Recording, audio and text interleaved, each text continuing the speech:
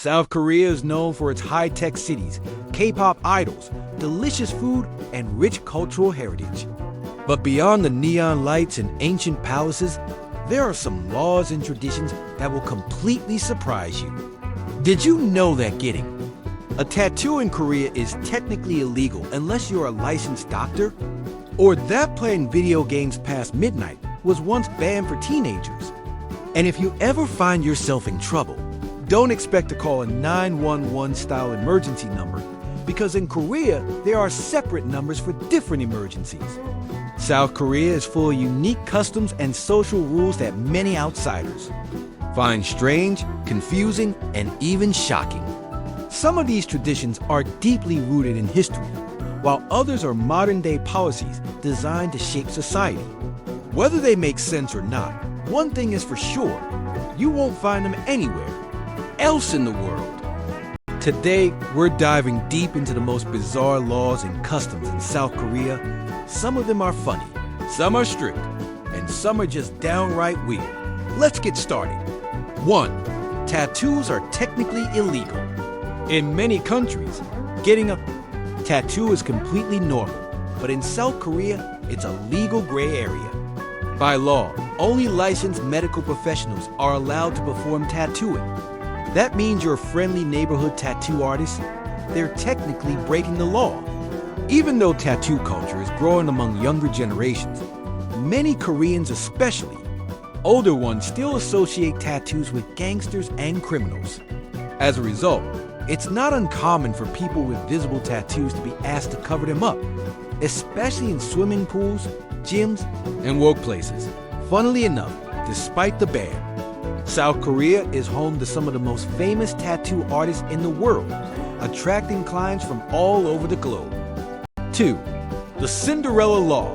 No gaming after midnight for kids. South Korea is a gaming paradise, home to some of the biggest esports tournaments and most dedicated gamers. But did you know that for years, kids under 16 weren't allowed to play online games between midnight and 6 a.m.? This was called the Shutdown Law or Cinderella Law, designed to prevent gaming addiction among teenagers. The government believed that kids were spending too much time in PC bangs, gaming cafes, and not focusing on their studies. Although the law was lifted in 2021, gaming addiction is still taken very seriously in Korea. Parents can still set restrictions on their children's gaming hours, and some schools even offer therapy programs for students who play too much. 3. No coffee for high school students. Imagine surviving high school without coffee. Sounds impossible, right? Well, in South Korea, students don't really have a choice. Because of the country's high-pressure education system, students spend long hours studying, often sleeping as little as 4 hours a night. To stop teenagers from relying on caffeine to stay awake, the Korean government banned the sale of coffee in schools. Of course, this doesn't stop students from finding other ways to get their caffeine fix, like sneaking into convenience stores or drinking energy drinks instead. 4.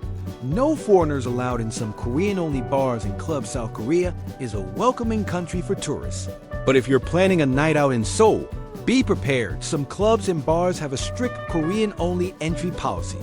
These restrictions aren't officially part of the law, but some places enforce them, claiming that they want to keep the atmosphere local or avoid trouble caused by foreigners.